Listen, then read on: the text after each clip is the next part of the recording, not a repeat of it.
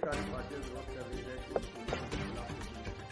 नहीं, अनफॉर्चुनेट है, दुर्भाग्यपूर्ण है।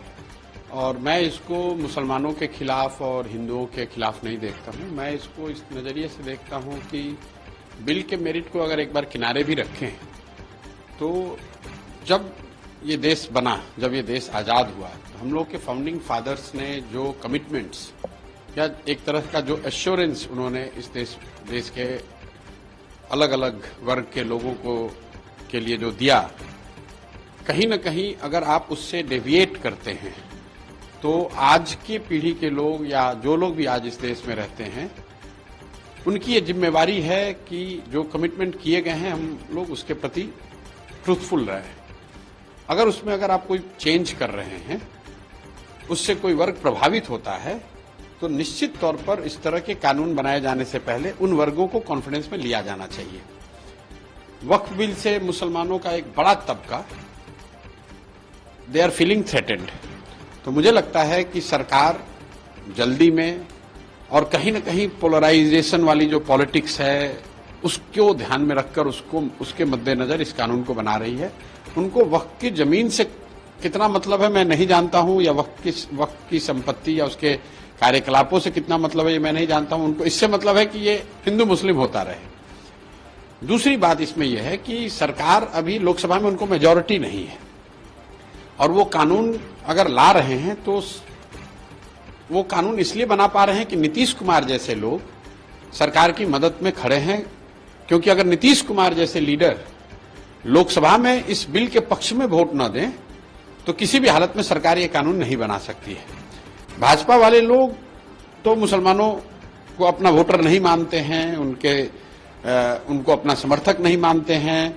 एक तरीके से राजनीतिक खींचतान और लड़ाई ही है।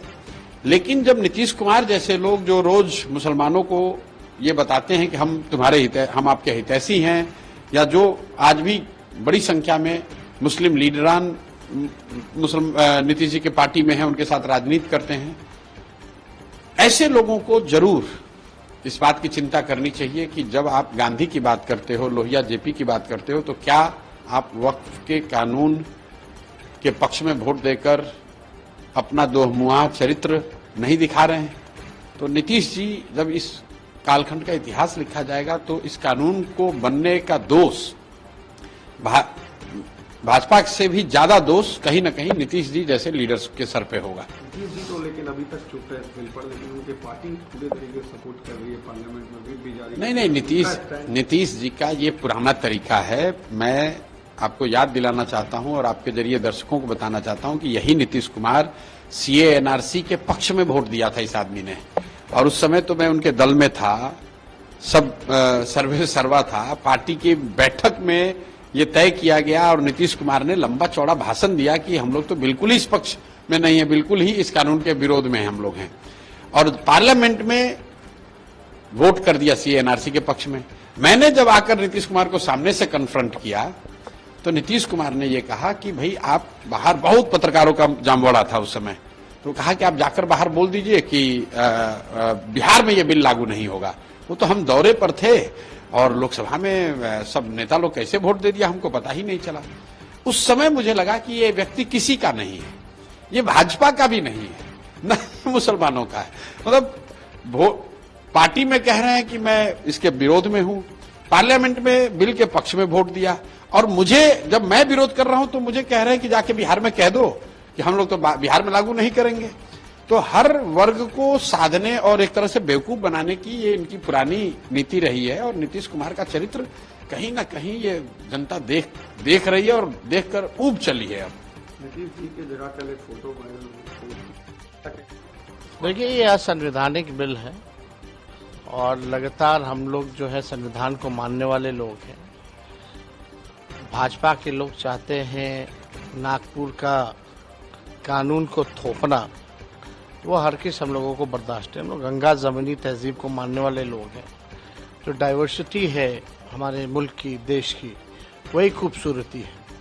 शुरू से ही हम लोगों ने पार्लियामेंट दोनों सदनों में, चाहे राज्यसभा हो या लोकसभा हो, इसका हम लोगों ने विरोध किया था। चाहे बिहार में विधानसभा हो, विधान परिषद हो, उसका विरोध किया था इस बिल का। और आने वाले समय में भी हम लोग विरोध करेंगे। ये हम लोगों को हरगिज़ इस तरह का बिल जो है कभी भी मंजूर नहीं होगा। और आप तो जान रहे हैं लालू जी की खराब स्वास्थ्य अवस्था में भी प्रोटेस्ट में जो है शामिल हुए थे। तो हम लोग इस बिल को लेकर के एकदम क्लियर हैं कि किसी भी कीमत में हम लोग इसको बर्दाश्त नहीं करेंगे। बीजेपी कह रही है कि इस बिल में ऐसा कुछ भी नहीं है जिसको लेकर विरोध किया जाए, किसी की संपत्ति जब्त नहीं की जाएगी। अपोजिशन जो है देखिए, आज मुसलमानों पर हमला है, कल ईसाइयों पर होगा, परसों सिखों पर होगा।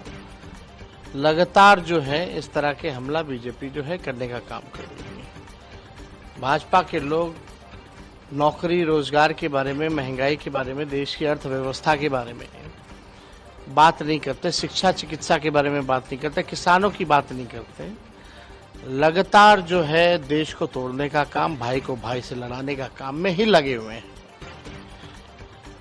तो भाजपा तो बड़का झूठा पार्टी, झूठ बोलने में माहिर लोग हैं ये लोग। एकदम ठीक उन्होंने कहा है। एनडीए के सभी लोगों का ये विचार है कि वक्फ बिल जिस रूप में दिया गया था आपको कमेटी को, कमेटी ड्यू कंसिडरेशन के बाद हमको जैसा पता चला है कि जितनी भी कमेटियां आज बनी है सांसदों की, और 15 दिन में 20 दिन में वो लोग रिपोर्ट दिया है, इस कमेटी ने सब लोगों से दुगना समय लिया है और काफ़ी लोगों से कंसल्टेशन किया है और उसके आधार पर उन लोगों ने रिकमेंड किया है। रिकमेंडेशन क्या किया है वो मैं नहीं कहूँगा, लेकिन उसी रिकमेंडेशन के आधार पर वक्फ बिल पेश होगा कल 2 तारीख को। हमारी भी मानना है कि जिस प्रकार से 370 का आया था, सब गुदाल कर रहे थे, कहा भाई एक पार्टिकुलर कास्ट के प्रति बड़ा विरोध का भावना है। आज 370 को सब समझ रहे हैं ना कि क्या था, सुन गए। उसी प्रकार से ये 3 तलाक वाला मामला था, सब लोग कहने लगे कि भाई मुसलमान विरोधी है, मुसलमान विरोधी है, मुसलमान विरोधी है। आज 3 तलाक से मुस्लिम महिलाएं कितना सशक्त हुई है, आज हिंदुस्तान नहीं संसार जान रहा है। तो 2 उदाहरण तो आपके सामने है। उसी प्रकार से वक्फ बिल आ रहा है। वक्फ बिल में जो मुट्ठी भर लोग हैं, जिनका से है, बड़े लोग हैं, जिसको हम लोग कहते हैं D4 डेवलप्ड 4, वही लोग इसका विरोध कर रहे हैं, जिनकी संख्या 10-20% है मुसलमानों में। बाकी मुसलमान जो हैं उनके हित में है कि उनके ज़मीन जो दूसरे लोग कब्जा किए हुए हैं और क्या क्या काम कर रहे हैं, बिजनेस कर रहे हैं देश में विदेश में, उन लोगों से ज़मीन ले करके बाकी जो छोटे अल्पसंख्यक के लोग हैं उनमें उसको वितरण किया जाएगा, उनके लाभ के लिए काम किया जाएगा।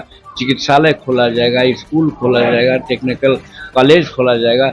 इस तरह से माइनॉरिटी के विकास के लिए हो रहा है।